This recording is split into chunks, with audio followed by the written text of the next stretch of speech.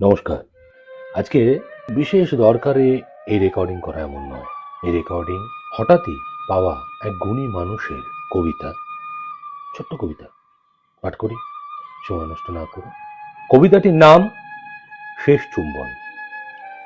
গত 7 দিন ধরে নতুন একটি গোলাপি ঠোঁটে চুম্বন করতে আপ্রাণ চেষ্টা করছে সে। সদ্যজাতকে বুকে আগলানোর চেষ্টা করছে। সে কয়েক কোটি বার জানতে চেয়েছে তার পুত্রটি কি তার প্রাণের প্রিয় মানুষটার মতো দেখতে হয়েছে, না কিছুটা তার মতো। কেউ তার সাথে দেখা করতে দিচ্ছে না কেন?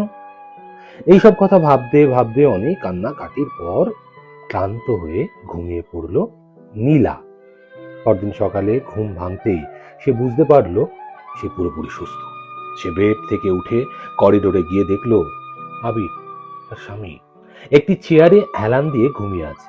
খুবই বিধ্বস্ত লাগছে আবিরকে। 7 দিন ধরে টানা না ঘুমিয়ে না খেয়ে এই অবস্থা করেছে আবির। সে সেটা ভালোই বুঝতে পারল। নীলা অনেকক্ষণ ধরে আবিরকে ডাকার চেষ্টা করল। আবিরের ঘুম ভাঙেই না। এরপর খানিকটা বিরক্ত হয়ে সে এগিয়ে গেল সদ্যজাত শিশুটির কাঁচের ঘরটির দিকে। সে ঢুকলো ঘরটিতে। নার্স দিদি তাকে কিছুই বলল না দেখে অবাক হলেও মনে মনে খুশি হলো নীলা। প্রায় 15-20টি শিশুর মধ্যে তার শিশুটিকে চিনতে অসুবিধে হলো না। যতই হোক মা তো। শিশুটির সামনে উপুড় হয়ে বলল, দেখো সবার চোখে ফাঁকি দিয়ে তোমায় কেমন দেখতে এলাম আমি। বলেই হেসে ফেলল নীলা। শিশুটিও হাসছে। নীলা বলল, আর কিছুক্ষণ অপেক্ষা করো, আমাদের বাড়ি যাওয়ার সময় হয়েছে। বাড়িতে গিয়ে তোমায় এমন আদর করব, দেখি আমায় কে আটকায় তখন। আমি এখন যাই, দেখি বাবা কি ব্যবস্থা করেছে বাড়ি যাওয়ার জন্য। নীলা ঘর থেকে বেরিয়ে আসতে নীলার চোখে পড়ল আবির আর ডাক্তার কথা বলছে। আচ্ছা, ঘুম ভেঙে গেছে। তাদের একটু দূরে দাঁড়িয়ে নীলার বাবা মা অঝরে কাঁদছে। নীলা কিছুই বুঝতে পারে না, হচ্ছেটা কি। সে তো সুস্থ, তার শিশুটিও সুস্থ, তাদের আজ বাড়ি ফেরার কথা। একটু পরে একটা নীল নরম কাপড়ের মধ্যে মুড়ে নার্স দিদি শিশুটিকে নীলার মায়ের হাতে দিল। শিশুটিকে দেখে আরো কান্নায় ভেঙে পড়েছে নীলার মা। ততক্ষণে নীলার দেহটি সাদা কাপড়ে ঢেকে আনা হয়েছে করিডরে।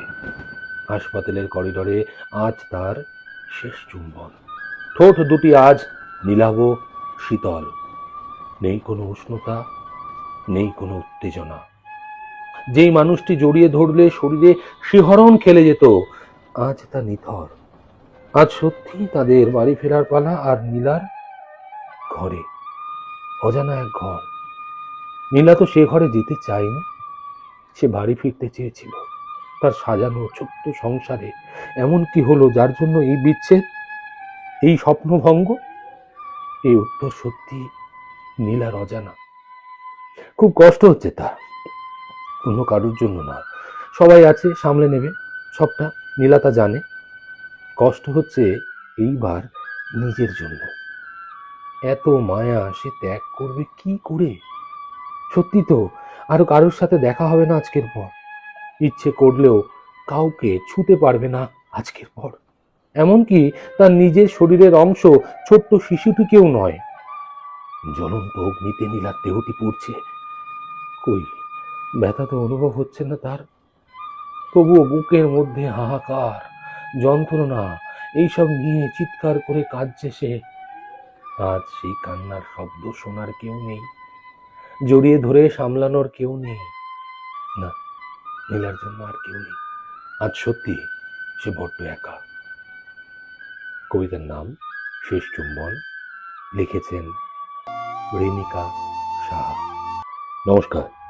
আজকে বিশেষ দরকারে এই রেকর্ডিং করা এমন নয়। এই রেকর্ডিং হঠাৎই পাওয়া এক গুণী মানুষের কবিতা, ছোট্ট কবিতা পাঠ করি, সময় নষ্ট না করে। কবিতাটির নাম শেষ চুম্বন। গত 7 দিন ধরে নতুন একটি গোলাপি ঠোঁটে চুম্বন করতে আপ্রাণ চেষ্টা করছে সে। সদ্যজাতকে বুকে আগলানোর চেষ্টা করছে। সে কয়েক কোটি বার জানতে চেয়েছে তার পুত্রটি কি তার প্রাণের প্রিয় মানুষটার মতো দেখতে হয়েছে, না কিছুটা তার মতো। কেউ তার সাথে দেখা করতে দিচ্ছে না। কেন? এইসব কথা ভাবতে ভাবতে অনেক কান্নাকাটির পর ক্লান্ত হয়ে ঘুমিয়ে পড়ল নীলা।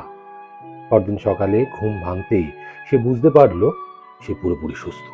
সে বেড থেকে উঠে করিডোরে গিয়ে দেখল আবির, তার স্বামী, একটি চেয়ারে হেলান দিয়ে ঘুমিয়ে আছে। খুবই বিধ্বস্ত লাগছে আবিরকে। 7 দিন ধরে টানা না ঘুমিয়ে না খেয়ে এই অবস্থা করেছে আবির, সে সেটা ভালোই বুঝতে পারল। নীলা অনেকক্ষণ ধরে আবিরকে ডাকার চেষ্টা করলো, আবিরের ঘুম ভাঙেই না। এরপর খানিকটা বিরক্ত হয়ে সে এগিয়ে গেল সদ্যজাত শিশুটির কাছের ঘরটির দিকে। সে ঢুকলো ঘরটিতে। নার্স দিদি তাকে কিছুই বলল না দেখে অবাক হলেও মনে মনে খুশি হলো নীলা। প্রায় 15-20টি শিশুর মধ্যে তার শিশুটিকে চিনতে অসুবিধে হলো না। যতই হোক মা তো।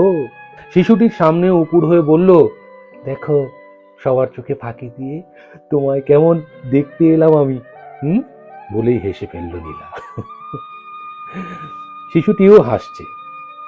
নীলা বলল, আর কিছুক্ষণ অপেক্ষা করো, আমাদের বাড়ি যাওয়ার সময় হয়েছে।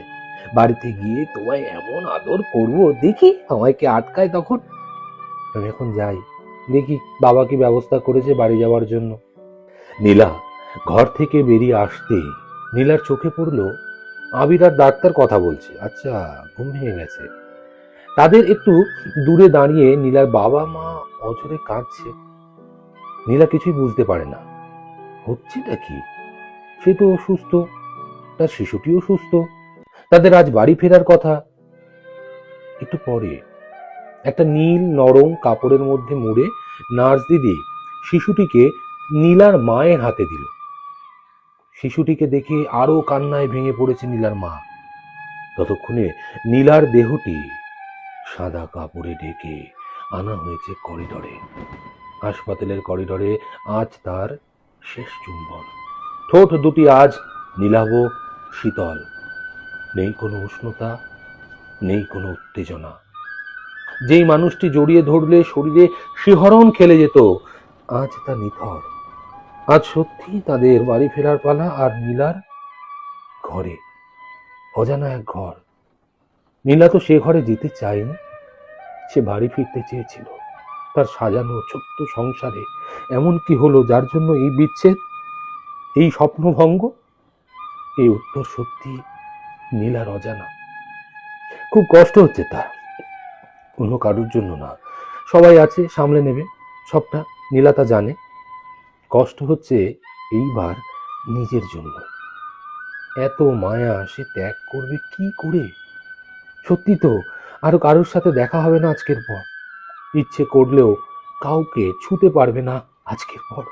এমনকি তার নিজের শরীরের অংশ ছোট্ট শিশুটিকেও নয়। জ্বলন্ত অগ্নিতে নীলার দেহটি পড়ছে। কই, ব্যথা তো অনুভব হচ্ছে না তার। তবুও বুকের মধ্যে হাহাকার, যন্ত্রণা, এইসব নিয়ে চিৎকার করে কাঁদছে সে। আজ সেই কান্নার শব্দ শোনার কেউ নেই, জড়িয়ে ধরে সামলানোর কেউ নেই। না, নীলার জন্য আর কেউ নেই। আজ সত্যি সে বড্ড একা। কবিতার নাম শেষ চুম্বন, লিখেছেন রেণিকা সাহা।